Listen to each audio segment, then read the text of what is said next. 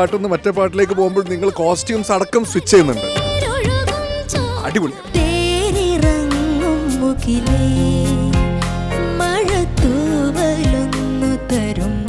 നല്ല സോൾഫുൾ ആയിട്ട് തന്നെ അർജുൻ പാടി കേട്ടോ. നമ്മൾ എപ്പോഴും ഒരു പ്രസന്റ് ചെയ്യുമ്പോൾ നീ അടുത്ത് എന്ത് നമുക്ക് ചെയ്യാൻ പറ്റും എന്നുള്ളതാണ് എപ്പോഴും അർജുൻ ഇനിയും ചിന്തിക്കേണ്ടത്.